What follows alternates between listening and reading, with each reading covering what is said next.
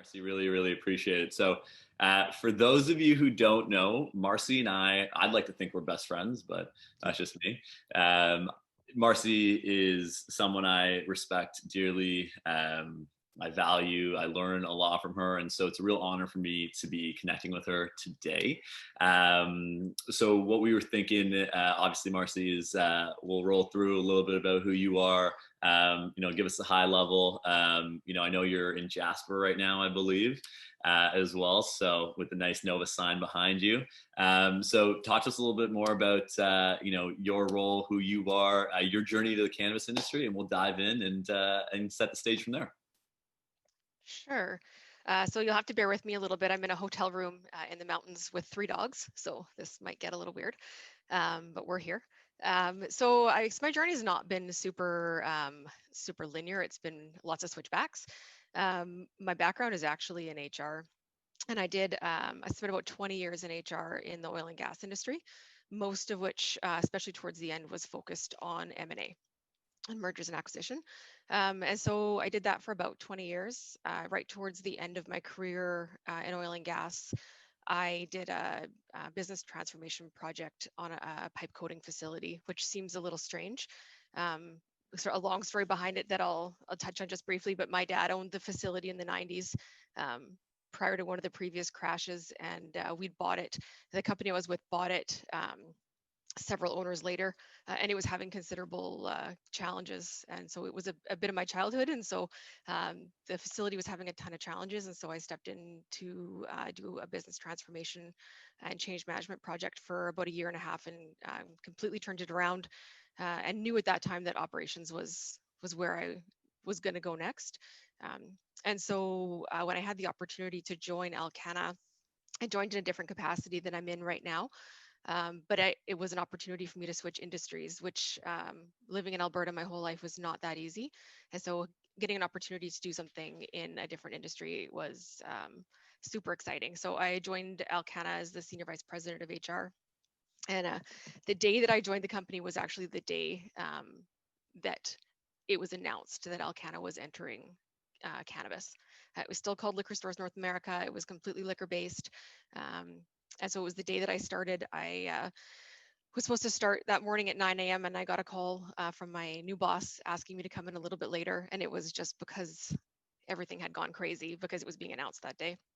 And so I was there for maybe about a year when the opportunity, originally we had intended to have 37 stores like we were allowed to, and then the licensing moratorium hit in Alberta, and so we were only able to open 5 stores upon legalization, and we had to pivot as an organization and just required something completely different.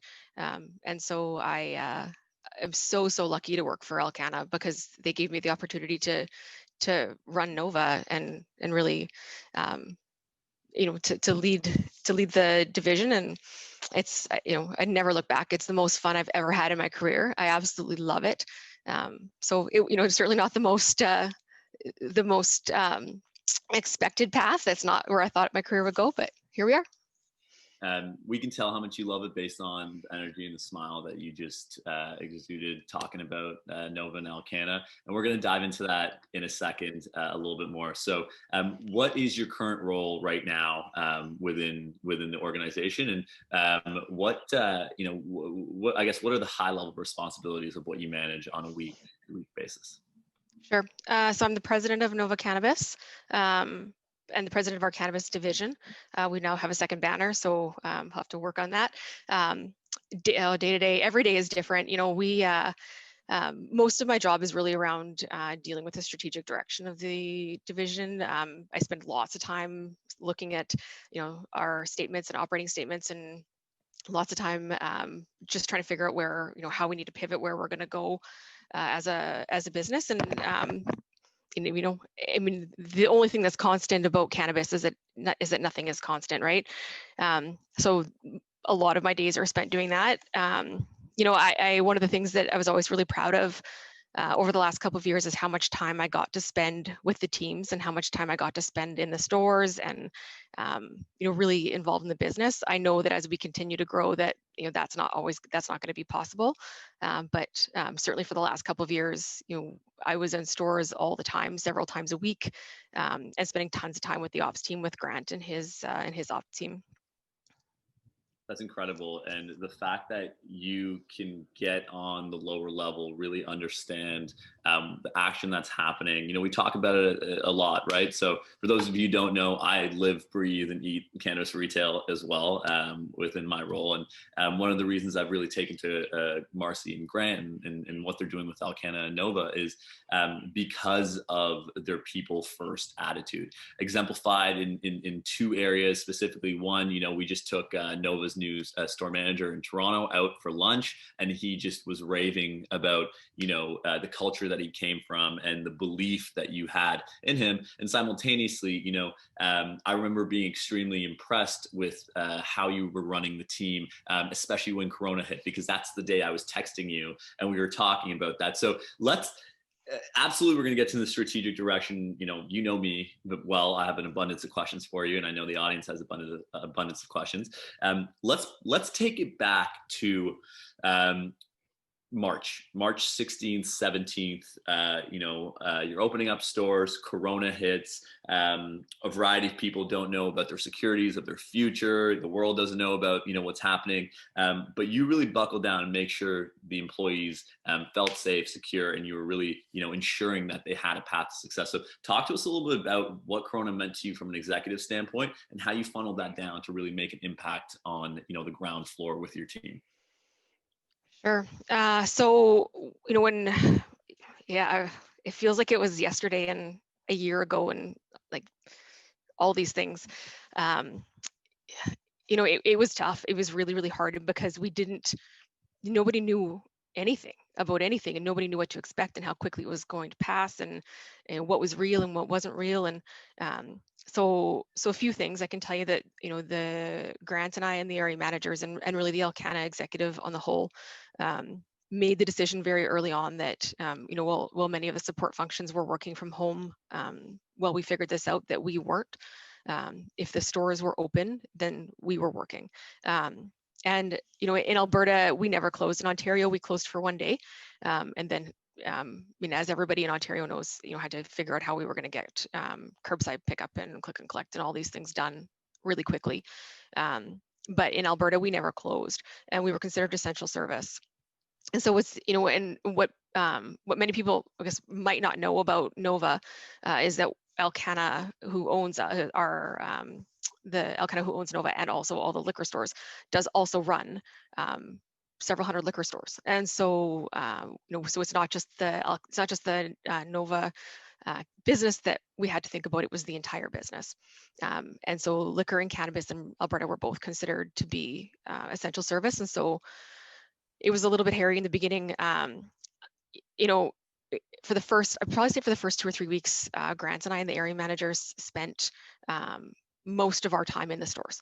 And so just trying to support people and just try to figure out what was going on. We were holding all hands meetings, via Teams once a week at least, sometimes twice a week, just to make sure that we knew how everybody was doing. But the other thing that we were actually doing that I think might surprise people is that we were shopping. We were out looking for cleaning supplies. We were out looking for wipes. We were out looking for hand sanitizer. And there was days where we spent the entire day just trying to source the things that would keep our people safe. And it was a real challenge. There was times where we were sending in spouses and family members and the entire operations team and I know everybody says this, but there is no better operations team than the Nova Ops team. But they, were out just sourcing things. We would find hand sanitizer somewhere, and then we would call everybody and say, okay, we need to get hand sanitizer, because just keeping people safe and sane was all we cared about in the beginning. Just making sure everybody was okay, because tensions were high, and it was scary. And I suspect later you're going to ask me what keeps me up at night, and this is still what keeps me up at night, because retail's hard enough to begin with, but then you add the extra layer of people being concerned about themselves and concerned about their families, and the customers coming in with all sorts of opinions about masks, and and everybody's tensions are just higher. So that's what keeps me up at night is getting through that. Oh, Marcie, you took my question. I can't believe I it. know. I'll ask you another one though. What I really want to highlight there, Marcie, is that's incredible. You were on the front lines. You had so many things to deal with, but yet you were fundamentally making sure that comfort and security was number one in your priority list at that time, which allowed your employees to be safe and continue to drive forward, which I think is phenomenal. Especially, I know you mentioned several hundred liquor stores and things like that, but help give us an understanding of how many employees that really is, Marcie, that you guys had to manage and take care of All together? altogether. Yeah, about 3,500. Wow. Yeah. And I bet you a career in M&A might not have prepared you for something like a pandemic, right? I mean, sorry, go ahead. It didn't, but I can tell you that 15 years or almost 20 years, I guess, in oil and gas in HR and safety did. And so there are some things that you can to really think about when it comes to crisis management. There are absolutely some lessons learned from my previous life that I was able to bring into this one, but this is different. A pandemic is different. You have absolutely no control over the variables, right? And so it's so like to say we had a bit of control, but Grant and I usually talk to each other probably 20 times a day, but at that time we just might as well just kept each other on the phone because it And was all about communication. and that's really powerful because obviously I love Grant, I know Grant, but for the team, why don't we give a little shout out to Grant, your partner in crime. Help us understand what role he plays in your life and how important that relationship is to you, with having someone like a Grant in your life. Yeah, Grant's the VP of operations for Nova, and he's been with me since the beginning. He came out of hospitality. One of the things that we did a little differently on the whole is we looked for people who came out of hospitality, as well as education and medical and law enforcement when we were hiring. But Grant came out of hospitality, and so brings brings a piece, brings something to the business that I think is really interesting around understanding. People. Okay, Grant is everything. Grant's the other half of me, so it's hard to describe. But Grant brings a ton of balance to me because I tend to get very focused on numbers and very focused on process and numbers and that sort of thing. Even though people really is my background, which I think is how we've managed to have the success we've had. But he brings a balance and a calm to the division that I think is very, very important. I attest to that wholeheartedly, and it's interesting throughout these conversations, Marcie. The idea of people management and understanding people has come up, nonstop, and we're going to get to that at the end. But I want to just double back. You have this beautiful experience in M&A. No big deal. You've transformed businesses, year and a half, things of that nature. But help us understand now that you have that experience in your background, and talk to us a little bit about, naturally there's going to be a lot of acquisition in the cannabis space, especially in the retail space in the coming months, right? What does that from an industry perspective look like in terms of that level of acquisition, and how are you staying ahead of the trends and the packs, because everything is so fast moving? I mean, I can barely keep up and I'm in it every day. Yeah. So talk to us from that lens and that perspective. Yeah, I agree. I also find it hard to keep up, and I'm also in it every day. So so I'm with you there. You know what? Ontario is one thing because now it's just starting to catch up, and licensing is opening up. I think Alberta is a different animal. There's 532 licenses in Alberta right now, which I believe is still more than there is in the entire rest of the country. So I think it's inevitable that it's going to happen. It's absolutely inevitable as we continue to grow as an industry and more stores are to come online. I think everything is going to change unless there's new entrants into the market. The pie is only so big. So I absolutely think that there's going to be more and more mergers, more and more purchases. I don't think there's any way around it, just based on the way that the industry is shaking out. Yeah. And so from someone at your level who needs to be watching the industry from an acquisition perspective, but simultaneously be making decisions across all different business lines. How do you start to create a framework for success in what you're doing when there's no playbook, right? We always talk about this lack of playbook in cannabis. And so specifically, with all these new products, all these new form factors, all retailers trying to sell, they are selling similar things, right?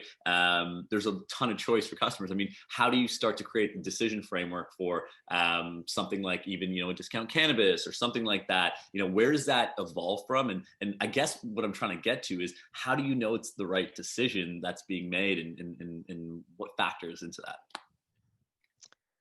I mean, I think the real answer to that is you don't. I mean, I can give you a bunch of bullshit, but I think the real answer is that you don't necessarily. Um, you know, what's interesting about cannabis, I mean, and I heard it earlier this morning as well, cannabis regulations are closer to tobacco than they are to liquor, which is problematic because it does make things a little bit more difficult. So regulations make everybody's life a little bit challenging, but I mean, to answer your question, I guess maybe I'll answer your question a little differently maybe than what you asked, but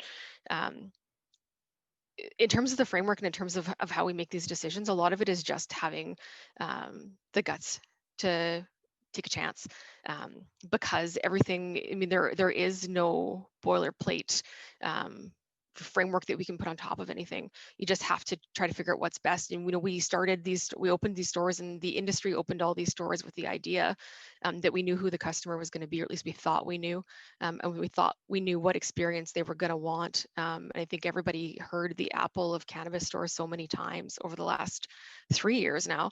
As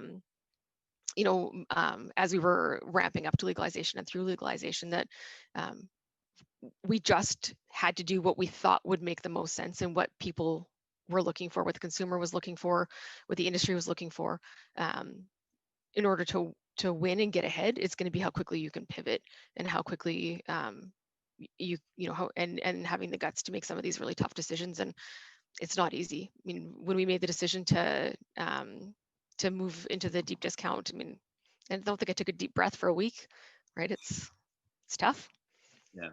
I think you nailed it on the head when you said, A, you just got to be, open to taking that risk and seeing what happens. B, being able to pivot quick, and be able to A/B test certain things and see if they're working.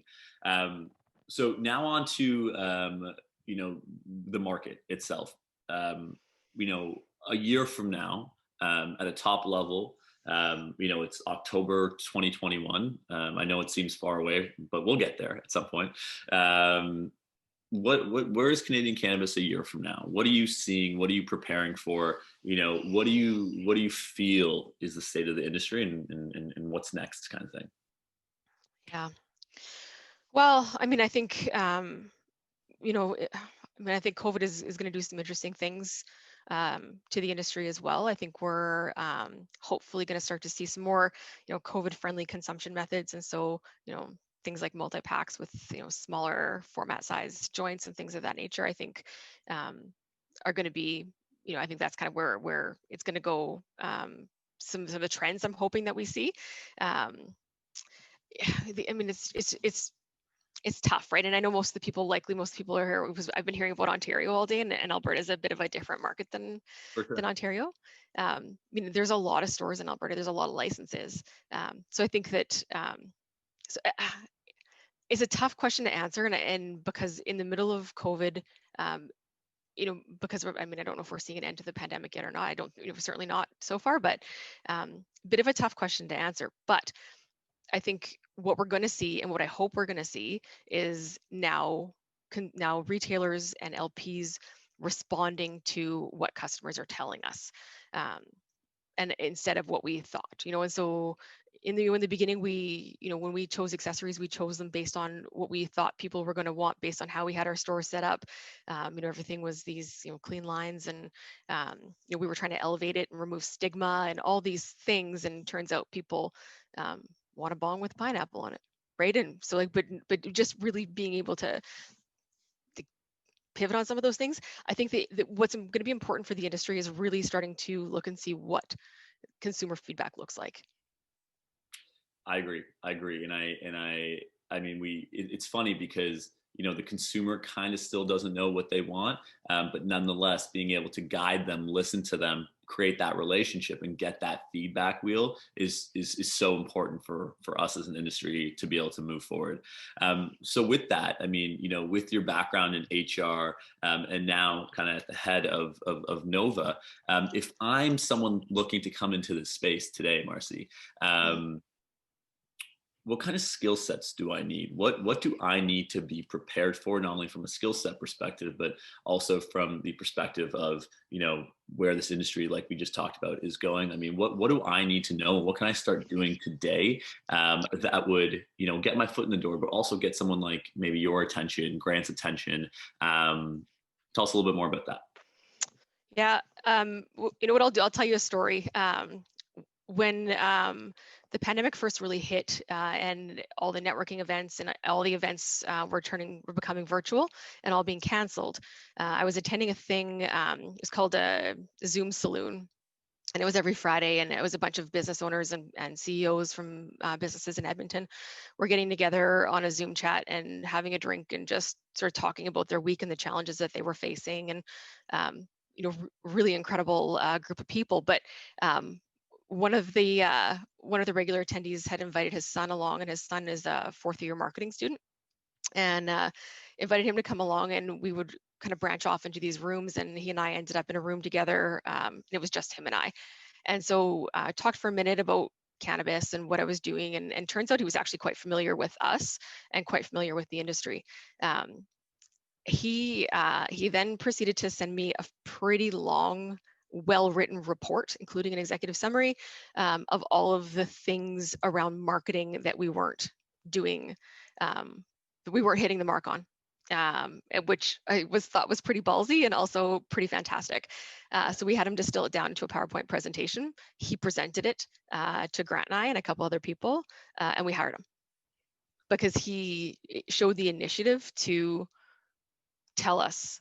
He did the research on the industry, he did the research on the regs, and then put together something that was meaningful and something that had metrics attached to it and something that I could measure. And so that to me is a perfect example of how you get in this industry and how you get noticed. Because I can tell you that just like everybody else, I log into my LinkedIn and I just shut it right back down, because I will log into 50 to 100 messages of people saying, tell me about the industry, tell me about you. And I mean, oftentimes they don't even get my name right, but you want me to take the time to tell you about the industry.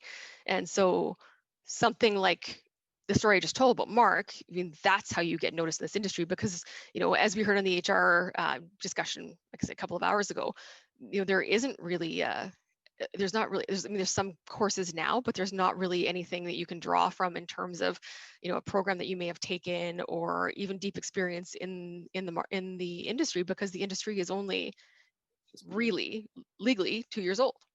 Yeah, absolutely. I love what you just said about showing the path and showing your craft and showing the evidence before, because nowadays you're right, it's a very competitive market, and it's not enough to just say, hey, can we have a coffee or a conversation or what, come in an interview. You actually have to show that work. And so just for anyone trying to reach out to you on LinkedIn or anything like that, help us pronounce your last name, Marcie. Oh, this is the bane of my existence. So there's 3 ways you can pronounce it, and all of them are okay. It's Kiziak, or if you're Ukrainian, it's Kiziak. Okay, amazing. Yes. So for those of you reaching out to Marcie, please don't get her name wrong. Now you know. So we have a couple minutes left, and I really want to touch on something that's instrumental to our industry, Marcie, because you have a unique perspective. So let's talk about the role very quickly of the bud tender in this space. I think, you have a very unique setup internally and with all the training and the education. We heard John just speak a little bit on that. Help us understand the role of the bud tender at a high level, and then also what you're doing to foster the growth, the empowerment of that bud tender, so that every single day that they're coming to work, they're empowering your brand and their brand evangelists of Nova, while simultaneously, of course, the products and things like that. Help us understand that. You bet. And if you hang on for a couple of hours, Pete Bryan's going to be on from Nova in a little bit. He's gone through a number of different roles, currently an area manager, but was one of a fantastic CER. So we call them customer experience representatives. And the reason we did that was because, especially as we were ramping up to legalization, we knew that the experience was going to be important for people. And that just means that meeting people where they are, and when they come into the store, figure out where they are, whether it be knowledge level, energy level, whatever it happens to be, and then take them through the experiences they need it to be. So if that means that they want to come in and they just know what they want, great. If they come in and they need to go through the process of learning or have questions or have never been in a store before, then we can accommodate that experience. But what we've tried really hard to do with our CERs is to give them a ton of knowledge. So pretty in-depth training program that has actually gotten more in-depth as time's gone on, and more automated, because that's the right thing to do. So a little more automated, but we've given them a ton of experience and a ton of experiences. And so we'll do everything that we can to connect them with LPs. You saw Kylie a couple of hours ago when we just had a group of store staff go through her facility. We really want, made myself bouncy. We really want our CERs to understand everything from seed to sale, right? And so we give them tons of experiences. We connect them with LPs. We bring in, when we could, now we have to do a lot of it virtually, but we do a ton of product knowledge sessions. So all of that's really, really important to us. And then lots and lots of work on the soft skills, because that's also important. The consumer is not who everybody thinks it is. We have lots of stores that are in communities where the majority of what we see is senior citizens. And so, who want to come in and talk about everything. So soft skills for us have been really important. And so one of the other things that we've done when it comes to our CERs is tried to hire people out of the communities where we are that also reflect the people in the community. And so that's been really, really critical for us. Because you have to, again, when I say it all the time, you have to meet people where they are.